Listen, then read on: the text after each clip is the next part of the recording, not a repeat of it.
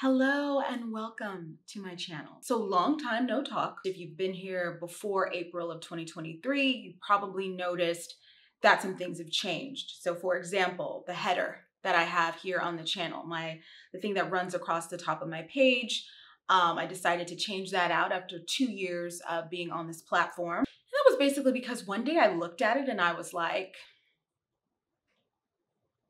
yeah, I wasn't the biggest fan of it. To me, it was kind of garish. It was a little bit jarring to the eye, once I kind of took a step back and I was like, whoa. But it also, I made it when I was coming out of teaching secondary school, so kids as young as 10 years old.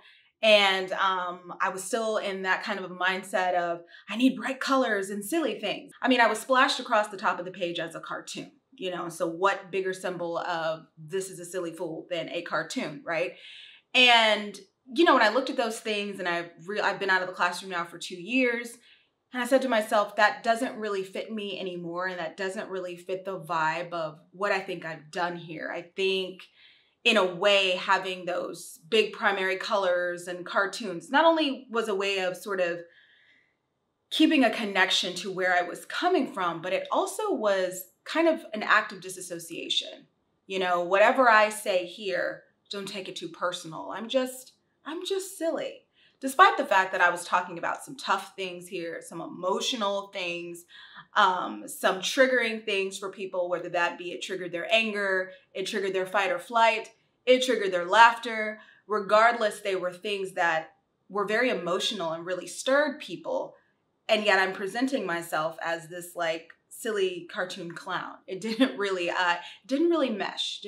Now, I don't know if this header matches my energy either, but I know that it makes me feel calmer. And so that's more of a reflection of where I'm at in not only my life journey right now, but also in my journey as a content creator. Another thing you may have noticed is that several videos are missing, including but not limited to the only 2 videos that I've posted since the last time I posted back in January, because I really felt like I was saying the same thing over and over again.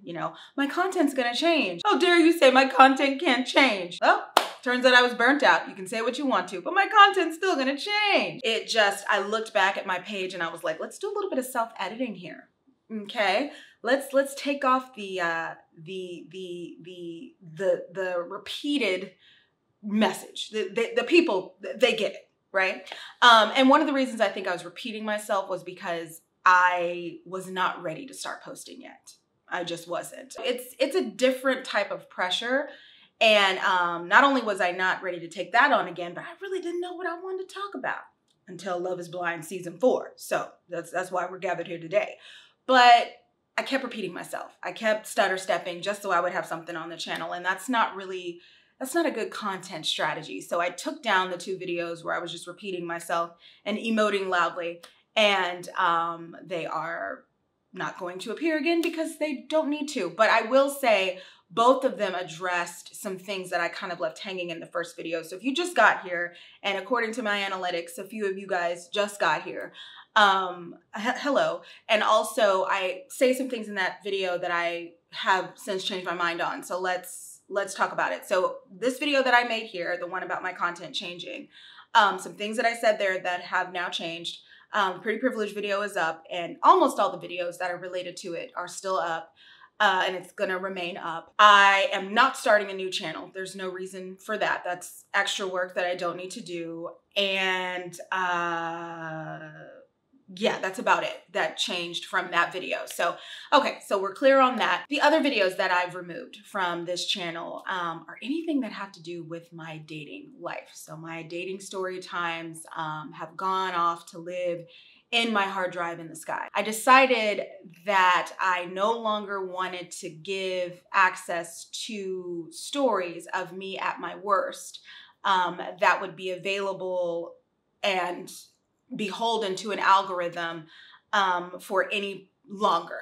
And that's simply because, as we all saw with Love is Blind, I think if you didn't see it before, hopefully you saw it with this show.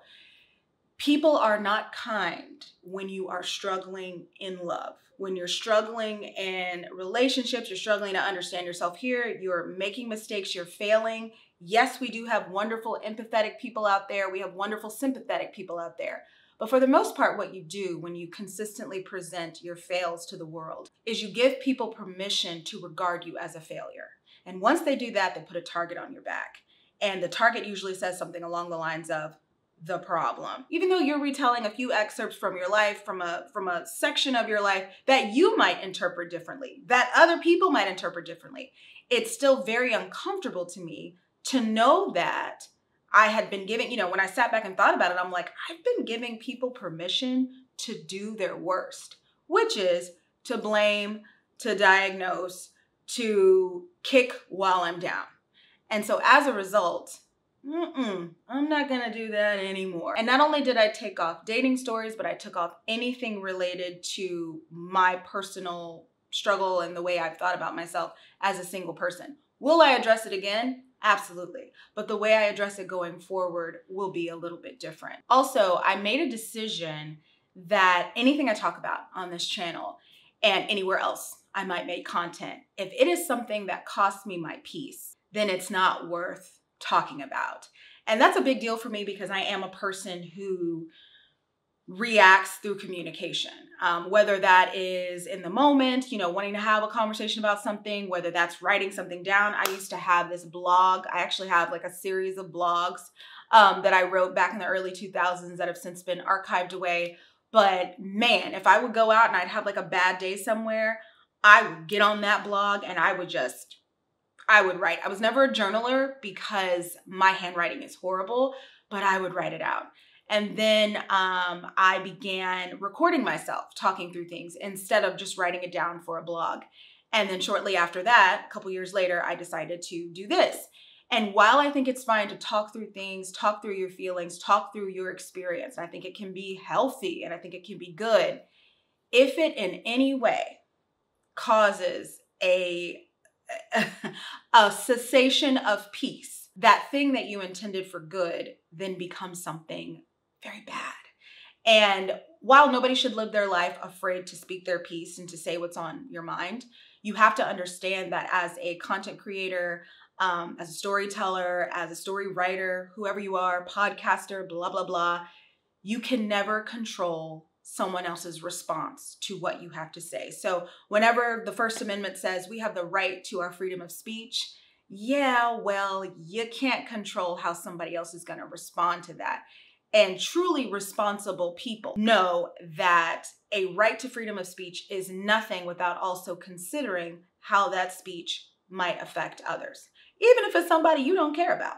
I'm gonna put that out there because a lot of people, I see a lot of story times and things on this channel, on this platform, on YouTube, where it's very clear that relationship is over, that situation's over. You don't care about that person, so you're saying your piece. You're talking about your divorce. You're talking about your breakup. You're talking about an old roommate. You don't care. But sometimes you have to realize that your apathy about that other person, your whatever, that's fine, that's valid. You're allowed to have that feeling, but you never know how they might react. You never know how the internet might react. I have never been made more aware since Love is Blind Season 4 of the Social Media Bureau of Investigations.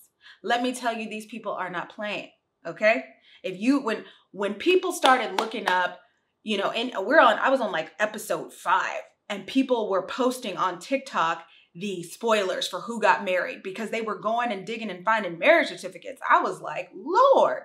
And that's like I feel like that's on the kinder end of what people were looking up and finding online. But yeah, that Social Media Bureau of Investigations is not no joke. So that being said too, I was like, okay, going forward, any personal anecdote I have, any story that I have, I need to be aware that yes, it's within my right to express myself. And some people might catch what I'm throwing out. It's funny, catch. Anyway, some people might catch what I'm throwing out and they might find it unproblematic. It's fine. Even if I'm overly passionate or if I'm angry about it, they may be like, yeah, that's relatable. That's cool. But other people, it is within their right to take it as they want. I remember whenever, I first started having some viral videos and people would message me and they'd be like, your video got placed in one of my private Facebook groups. I'm from Indonesia. And I was like, hi, get over there. You really have to consider, you can never control the response. You can't control how somebody might feel about what your perspective was on a situation. You can't control the extra information people might try and build up around what you said. You can't control where your video ends up. And so I think for a lot of us that hop online and share ourselves and share our experiences, be aware. Be aware. And I am more aware now. And you know what they say, when you know better, you do better. So there's certain things that I'm definitely no longer comfortable talking about on the World Wide Web as a whole. And I want to say this too, new stories come, and every story is not one that if it ended up in a private Facebook group thousands of miles around the world, I would be like, no, get it out of there. But there are some things that you go back and you look and you're like, ooh. I also think that as a Black woman, it's very dangerous to allow people to build a negative narrative around your love life. I don't think that we need any more of that. Like as a group of women, I don't think we need any more. And I think unless you as a creator, I think you have a responsibility sometimes to provide a certain experience to people who take in your content.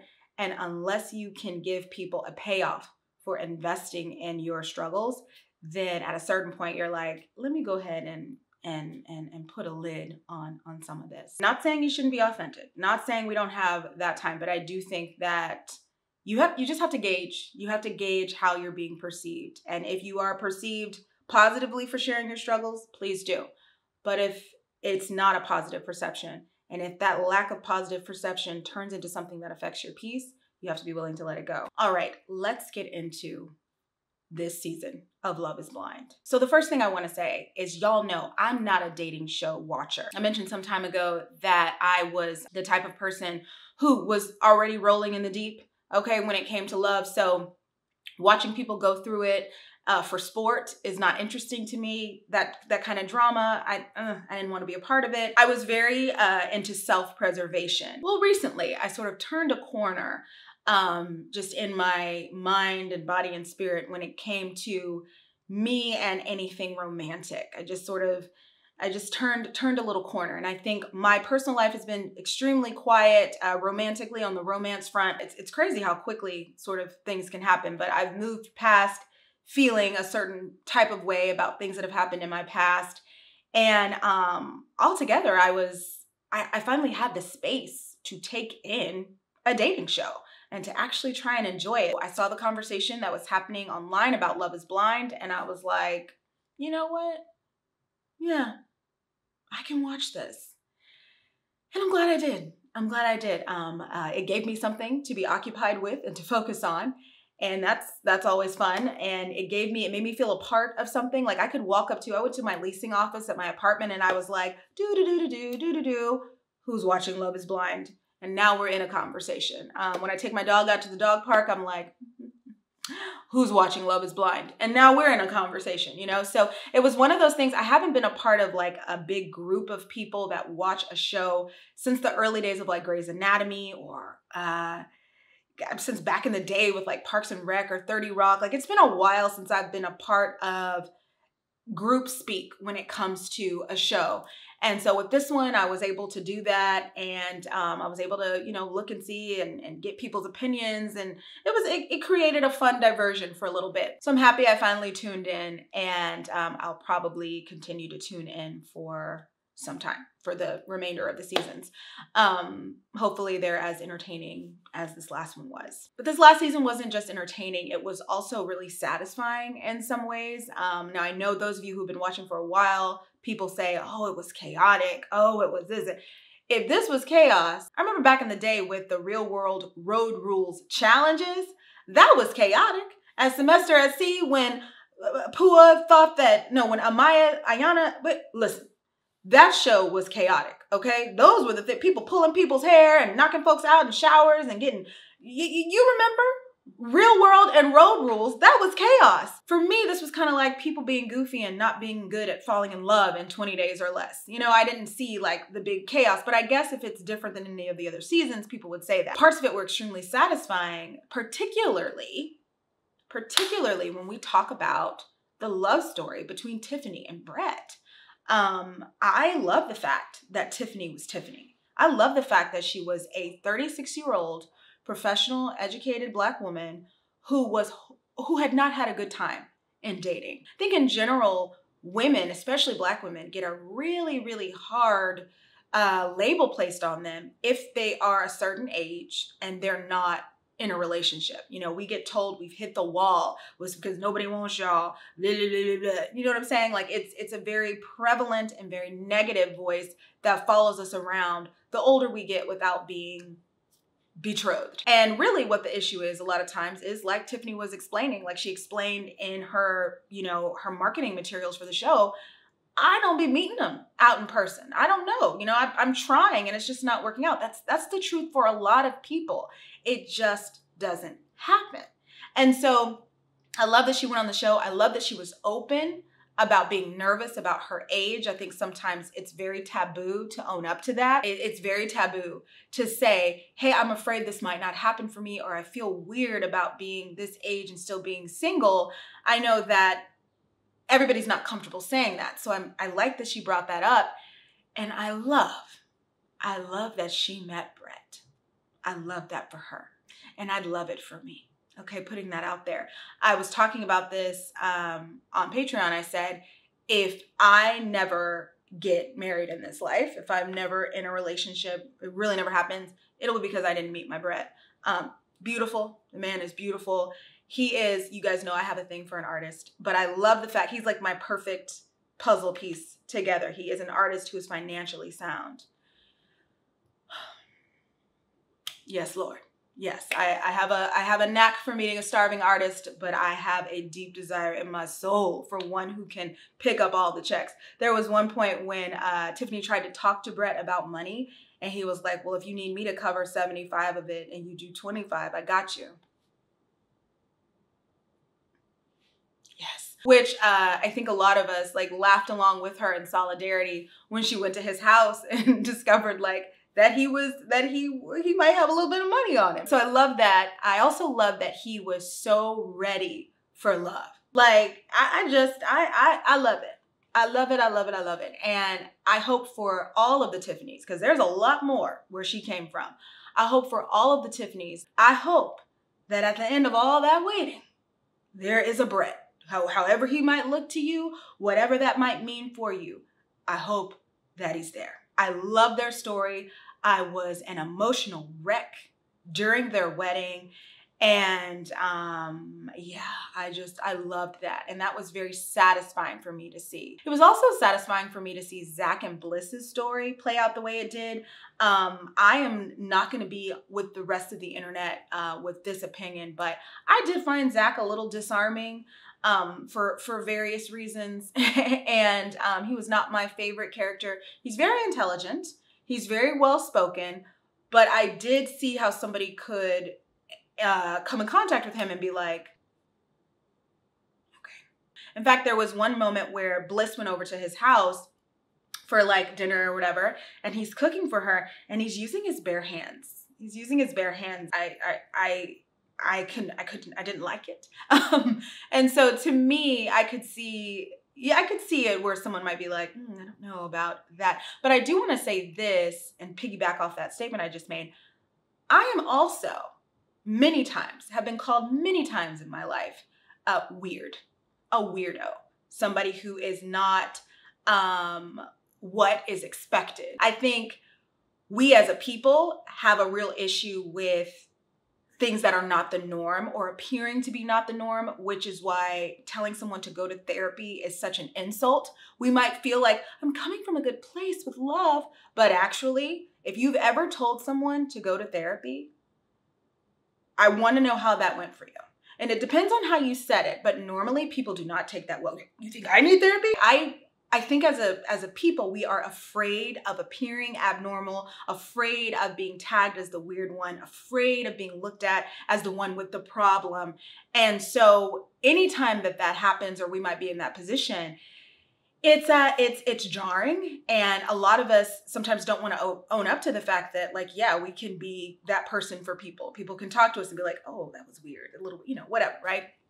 So, in saying what I said about Zach, I will also say that about me. I've definitely been called weird, whatever in my life. But what I love about Zach and Bliss And I wrote this down in my notes app, and I want to make sure that I get it right. So I'm actually going to read it right off the app. Not saying Zach and Bliss is my favorite love story. This is me just writing this out like I'm going to say it later. I guess I planned on whatever. But she is his match here. Her magnanimous nature bathes his faults in love. For every time that Zach may come off as being too much, too verbose, and everything that he does that might be weird or that might be whatever, that other people might, not really understand or know how to respond to, she just looks at him with love and all of her refinement and her not going to waste any words. And I'm not going to, I'm not going to go there with you, not going to go to your level. And it's beautiful. Like, she's just got such a saving grace for him. And I think not only in a sense of like, oh, wow, if this kind of person loves him, then what does that say about anybody who might count him out? I think also for Zach, who has had a history. I mean, if you saw his Instagram and you saw the stories that he posted after the reunion where he talked about his life and his history with his mom and, he's had a history of emotional turmoil. And I think even more so a feeling of belonging, especially to someone who presents like Bliss, has got to be so healing for him. In fact, it's so healing that he kept talking about that I hope you dance. And I thought it was so funny when he brought up at the reunion, he was like, in the song, I hope you dance, Leanne says, I hope you never fear those mountains in the distance. And I was like, okay, come on, Pastor Zach, reading from the book of Leanne Womack, let's go. My point is that even though he was not maybe my favorite character, I loved their story. And overall, it was very satisfying to me to see that happen. And also Chelsea and Kwame were there. Okay, they were on the season. People had a lot of opinions about Kwame from the beginning. I will say that I think of all the characters, he got hit pretty hard on social media. Nobody got it worse than Jackie, but he definitely had a tough time. And I think people really liked Chelsea from the beginning because she was just so confident and so like straightforward. She was balanced and she was fair and she was an adult about, communicating in certain ways. And so for me, that's a reason why a lot of people liked her. But then of course, this is social media. So as soon as people liked her, then they disliked her. Chelsea's delusional. Chelsea wants to get married so bad, she'll be with anybody. And I want to be honest here. I did see that in Chelsea. Like, she was so passionate and she wanted to be married so badly. And she had this energy to give anyway. So it was like, I'm going to give it to this guy and he better take it. But Chelsea, to me, like a lot of characters on Love is Blind, has an attitude about falling in love that as a society we've distanced ourselves from and we've called a problem. And so as I'm like looking at the comments on her behavior, I liked a couple of them, but I had a conversation with one of my patrons and we just talked about how in general people are afraid of and have been taught. I know I've been taught and told not to have that type of certainty, not to have that type of energy for someone, restrain. Don't let your emotions take over, hold yourself back. And I think even watching it, I felt resentful and almost afraid for these cast members because a lot of them were displaying what I've been taught and what's now been ingrained into my brain because of decisions that I've made and things that I've done. Incredibly emotionally irresponsible behavior. Falling in love through a wall and then demanding marriage out of it. That is a no-no if we take it out of the pods and put it on in everyday life, right? Feeling so deep for someone that you haven't even seen them yet, and when they don't accept your proposal, you break down in tears. That's like, wait, what? There were so many things that people did in the show that I know I've taken heat for doing in real life.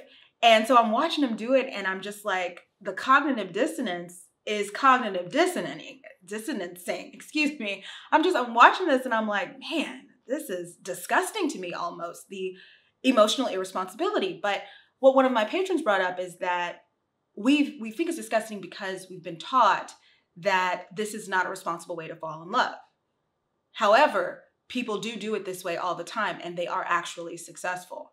And then it kind of like a light bulb went off and I was like, you know what? Chelsea may have come on really strong and she may have been really, forward with him to the point of running over him whenever he was trying to talk on camera and bring up his concerns with her.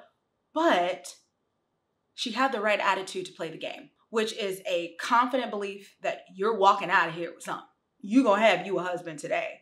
And an abundance of love to give someone that she met in this experiment. And she was gonna play that as true as she possibly could. And so I think when we're looking at their behavior, especially a character that maybe we don't really understand or might get a little heat, like Chelsea, because we're like, oh, she came on too strong, she did whatever. I think we have to understand that it actually is okay to have love to give, to know that you want to be a wife, you want to do this, and to meet someone and they say, hey, I'm here, we can do this, I'll do this with you, and to give that to them. It actually is okay to be confident in your choice in that situation. And the only reason a lot of us aren't is because we don't live in the pods every day. And we've been told by society as a whole that those are not good traits to have. And I think it all depends on context. And now I want to talk about the characters that people hated, because I think it needs a conversation. So I want to start from the least problematic to me to the most. And when I say the least problematic, I mean, did the least amount of damage on the show. And it's mostly because she left really early. And that is Irina. So initially, I didn't even know she was getting so much heat on social media. I didn't know who she was. And in fact, I saw her apology video first. I saw that apology video first and I was like, okay. So what's going on? So I started watching the show and I watched her behavior and I was like, oh, okay, so that's why she's apologizing. Seems like a very dramatic apology for that, but it wasn't until I went back and watched it in the reunion when they showed her again. And they showed her and Micah, and I realized that when I saw them the first time, I just wasn't focused on them. I was like, get me to the next scene, whatever. In my mind, these women are in their early 20s, and in a way, I was infantilizing them. I was like, okay, well, these are just babies. And I know women in their early 20s are not babies, but I do know there's a lot of growth you go through emotionally, mentally, physically between like a 25 and a 31. There's a lot that we grow through between those ages, right? And so for me, watching them act that way, I was like, these are just some kids. These are some kids playing around in grown folks' business. And I just don't take them seriously. Just didn't take them serious. So when I watched it again, though, I don't know if they showed us more. I don't know what happened during the reunion, but I was like, they need to kick her out for that. Like, she should have been removed from the house. Her immaturity level was so high, or I should say her maturity level was so low that when she was displaying that kind of behavior, she should have been removed from the house altogether. Or from the pot, whatever, altogether. She wasn't meant to play this game like this. And I'll say this too, when she came on the reunion and she wanted to apologize, she did that all wrong. And it's understandable why, because I don't think a lot of people have been in that position before, where you have a large amount of people that dislike you, plus the people that feel you did them wrong. And so you're just trying to figure out, how to come at it. And so she did it absolutely wrong. And so what I want to do now is I want to go ahead and demonstrate how I think you should do an apology when you've committed an Irina. So you've royally fucked up. Okay, the first thing, just say you're sorry. Just say you're sorry. Even though someone might ask you, well, care to explain yourself? It's kind of like that episode of The Cosby Show where Vanessa went to that concert and she came back and Claire's so upset. And Vanessa tries to talk and Claire's like, don't you answer me when I ask you a question. It's rhetorical a lot of the times. When someone says, can you explain yourself? A lot of times it's rhetorical. A lot of times your explanation is going to very quickly go on the side of excuses. Very quickly. And that's not really fair to you. And it's not fair to the person who wants an apology, because all they really want is an apology, and all they're able to really accept, because they most likely do not like you. So all they're kind of really able to accept is that you said you were sorry and you apologized and you promised to do better. The fact that the host of the reunion asked her, Vanessa Lachey, which she did a job. But the fact that the host asked her, are you, you care to explain yourself? And she launched into this explanation. It's just not necessary. They don't want to hear that. Just say you're sorry. And, Bliss cut her off, whatever. If you saw it, you saw it. And I was like, well, they asked the girl for an explanation, so she's talking, but that's Irina's bad. Don't talk. You don't have any, you know, even if you came on here to clear your name and to get roasted, as she said later on, it's not necessary. It's not really going to do you any good. Just apologize. If they want to roast, let them roast. Apologize again and promise to do better going forward. At that moment in time, when the scales are so tipped against you, it is not your time to beg for forgiveness, to start to cry, to do whatever. Your true intentions in that moment, your true, it's going to be ignored. And all the person is going to be focused on is, you did me wrong and now you're over here flapping your gums. Apologize, promise to do better, move forward. The next thing you need to know, okay, when you've committed an Irina, is that they're not obligated to accept your apology. They don't have to accept it. Sometimes when we apologize, what we also have to be willing to do is to say goodbye. Your apology is a goodbye. I apologize. I promise to do better going forward. Take care of yourself.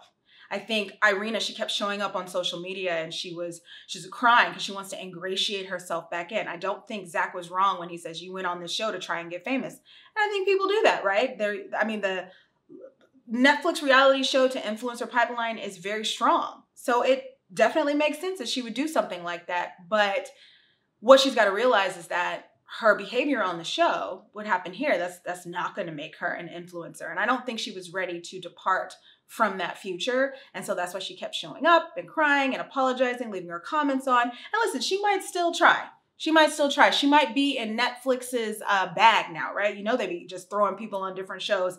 So her reality TV career might not be over. We might see whatever. But I think in this situation, she definitely has to say goodbye to some things. And I think for her, it was, I got to say goodbye to being seen as a good guy on this show. I'm not a good guy. I was a bad guy. No amount of tears is going to change that. No amount of trying to ingratiate or what, nothing's going to change that. So this apology I'm giving is also a goodbye to whoever I thought I might be, or however I thought I might be perceived on this show. And the final thing that you need to do if you've committed an Irina is you need to accept the fact that you don't have to live with your mistake forever, but other people might want you to.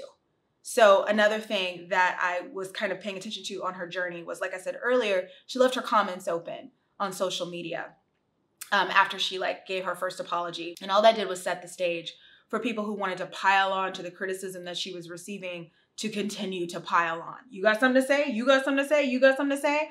I mean, people just saw it as a free-for-all. It was like a hate pit.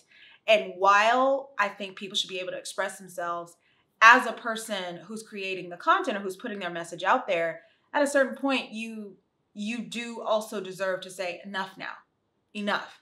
And the thing that I've learned is that sometimes when you've done something incorrect, people might feel like, oh, well, it's not enough. You deserve more. We've got to give it to you more. There's a big, it's like people have a shame kink, right? They want to put you in your place and shame you. But as a person who committed a wrong, if you really see what you've done, for the most part, didn't cause lasting damage. I mean, in this situation, she was a jerk on a reality show. She was a jerk and she got dumped. All right. At a certain point, you have to realize, I'm going to continue a journey with myself. You can stay stuck on this mistake, but I'm going to go forward.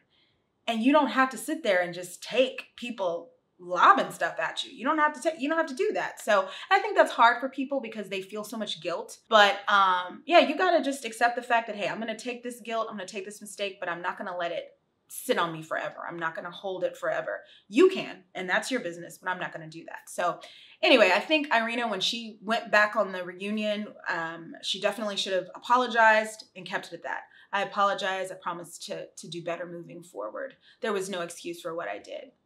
That's it. Care to explain yourself? I have nothing else to add. Oh, really? Wow. Nothing else to add?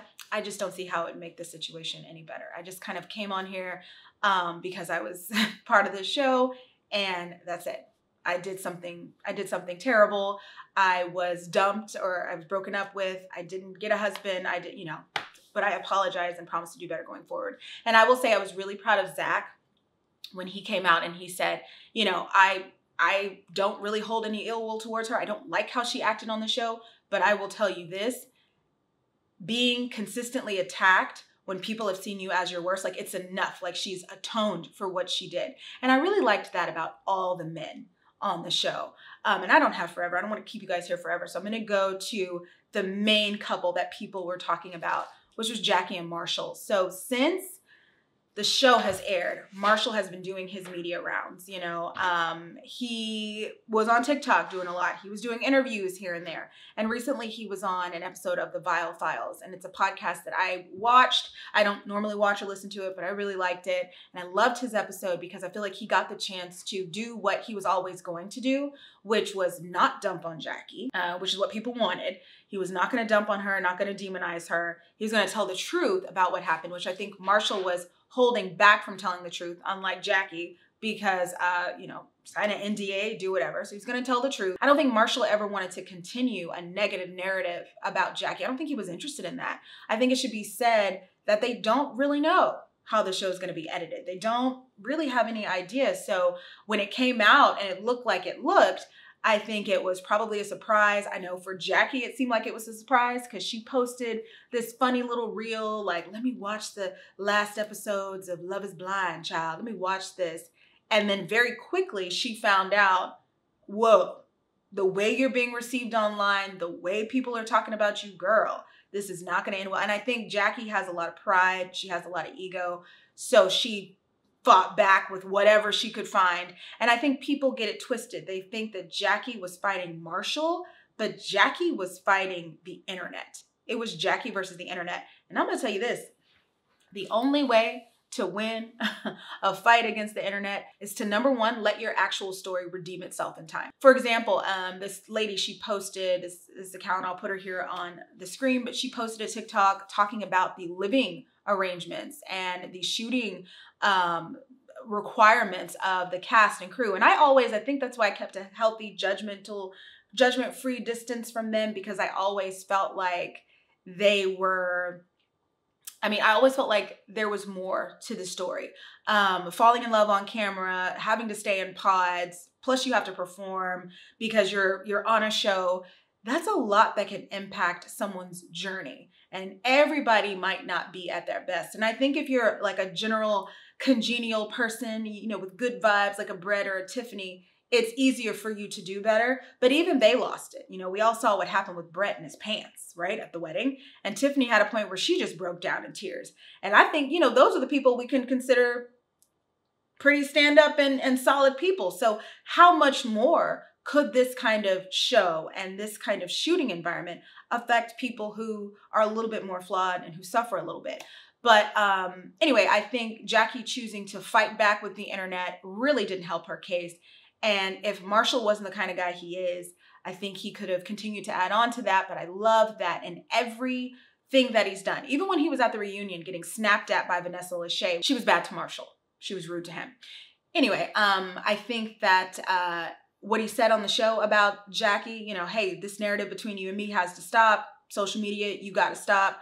I think that just showed the type of man that he is, which he's fair-minded. He may have been emotional. He may have been upset about what happened, but he never would support the building of this narrative that people had around Jackie, that social media was thrilled to have a villain, thrilled to have someone to shame, right? But it just wasn't true to what actually played out. Let me make something clear, because I don't think I made it clear during this section of the video. I don't like Jackie's behavior on the show. I had a problem with her playing both sides with Micah and Chelsea when she went to the hotel. When Marshall talked about how she acted in Mexico on the Vile Files. If you haven't watched it, please go watch it. I didn't like the fact that he said in the pods, she was really down to earth and she seemed like she wanted the kind of relationship that I wanted. But once we got to Mexico, she just wanted to play. To me, it seemed like Jackie played into the type of personality that she thought that a guy like Marshall needed. And she was right. She gave him the character she thought that he would be attracted to, but it wasn't her honest self. And I feel like, why didn't she just play her honest self? And maybe she didn't. Maybe Marshall was intimidating. I can see a guy like that being intimidating if you're not truly ready for that energy. But still, I don't like the fact that she switched it up on him. I don't like the fact that he thought that he was going to Mexico to be on a honeymoon and she wanted to be out and play on the Vile Files. He says that he wanted to, he's not in a lot of the shots when they go to Mexico. And it's because him and Jackie weren't together because she was running around. So I think ultimately she was very young-minded when she went on this show. She wasn't focused. And she ended up with, a guy that she's been with now, her and Josh for whatever. But I don't think that it was fair that her and Marshall ever ended up coming out of the pods together. I think she knew from the beginning that he wasn't really what she wanted, but she chose that because she thought it was better. But in the meantime, she ended up using him. I think he also, in a way, used her because once he saw that she wasn't reciprocating the way he wanted, instead of walking away, he continued to dive into it. And my theory behind that is based on something that Marshall said in the beginning of his journey. He said that people have told me before that my feelings and my emotions are too much. And here in this experiment, it'll be accepted. And so I think he wanted to just prove that he wasn't going to walk away, and that in giving more of those emotions and doing more things, he was eventually going to be accepted. A lot of people skip over the fact that he told Jackie that she was a project for him, but I don't think it's necessarily that he felt like Captain Sabaho or Mr. Fix-It. I think in giving her all of these emotions that he's been told are a bad thing to give, he was able to, in some way in his mind, I'm gonna redeem that part of myself that people have told me is a bad thing, if that makes sense. And it didn't work for him, as it shouldn't. You shouldn't just be pouring yourself into something just to prove you're good. You were already good and worthy initially. Like that's gonna backfire.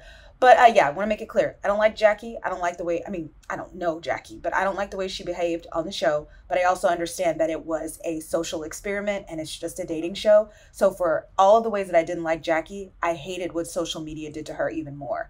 As somebody who has my experience that I've had being online, that kind of cyberbullying, that kind of harassment is always going to sit worse with me than anything that leads up to it that makes people believe that somebody deserves that or that that type of behavior is okay. You can dislike somebody all day, but to jump in their comment section and heap hate on them and to keep attacking them under the guise of, we just want you to get help. We just think you should know what you did wrong. They get it. They heard you. They know. And I'm not speaking to a specific you here. I'm just talking to the people who thought that that kind of behavior was okay. So anyway, I just want to make it clear. Not a Jackie fan, but also super not a fan of social media. And I think that's also one of the reasons why she chose not to come to the reunion and why she was supported so much by Vanessa Lachey, who, being in a celebrity couple, she also knows what it's like for people to jump in your comment section and go off and act crazy. I think that's why she was so supportive of Jackie. People didn't like that. They were like, what? She should have ripped into her for her behavior. Enough. It's enough now. She's gotten ripped into. People have talked. I think you can have a certain attitude about somebody and that's fine. But after a while, you have to ask yourself, is this humane? Am I being a decent human here? For all the talk that people have done about mental health and all that stuff the past few years, it really seems like people pick and choose who gets to have their mental health respected and whose mental health doesn't matter at all.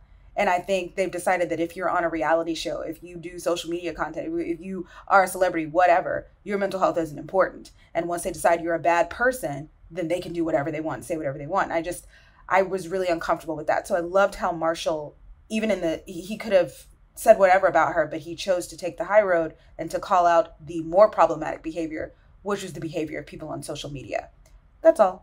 All right. So those are my opinions about Love is Blind. Whoops. I forgot, you guys, to talk about Micah and Paul. Simply because they didn't get married and Paul abandoned her at the altar, and that was so embarrassing. But yeah, I basically believe he never wanted to marry her. I think Paul was way too analytical to fall in love that way in the pods. He's just way too analytical. I think this kind of experiment definitely attracts and has a small margin of success for a certain type of person. But if you're like Paul and you're going to be measuring out every feeling and measuring out that connection's just got to be off the charts, or you're not going to do it. And so I think that that's not the place for him. Love is Blind is not the place for him. I also think that Micah only wanted to marry Paul because of her mom. She mentioned a couple times that she didn't think that her mom would get to see her in a wedding dress. I think something happened with Micah's mom's health and they didn't go into it. But Micah also mentioned that she was an only child. So she was kind of interested to me in the idea of marriage, and she was doing it for her parents and not for herself. I hated watching Micah get left at the altar. I know a lot of people, they lumped her in with Irina, but you guys already know where I'm coming from with this. I'm not a person that's like, yes, pile on, shame her. I didn't like that she got left at the altar. Now, while I don't think that up until that point she really had to answer for her behavior in the pods, I do think that that was just incredibly embarrassing. To get dressed, to go out, to wear your dress, to go in front of everybody, like so embarrassing. I mean, I left probably the only supportive comment on her Instagram post on the day that I watched the show. I mean, it's just so embarrassing. And it was so cruel of him to do that. And that's the one thing I also dislike about this show. Like, why so much emphasis on getting them up to the altar? Like, yo, one of the things I didn't understand about why people hated Jackie, again, I get why they don't like her. I was not a Jackie fan. I get it. But she told Marshall before any more time passed, I can't be with you. I can't marry you. We're not getting to that point. We're not going to go up to the altar. And Marshall mentioned, I think on the reunion, I said his name weird, Marshall. Marshall mentioned on the reunion, he said, I would have liked the opportunity to make the decision at the altar. So for Marshall, it was all about, I want to win. And winning is getting to the altar. And she took that from me. And my thing is, sometimes we have to look at it and say, is this even a game we should be playing like this right now? Like, should that be something that symbolizes winning? Get to the altar and then say no? But everybody has a different style of competition. Everybody has a different idea of success when it comes to certain things. But for me personally, I would rather be told before that point, hey, I'm not going to say yes.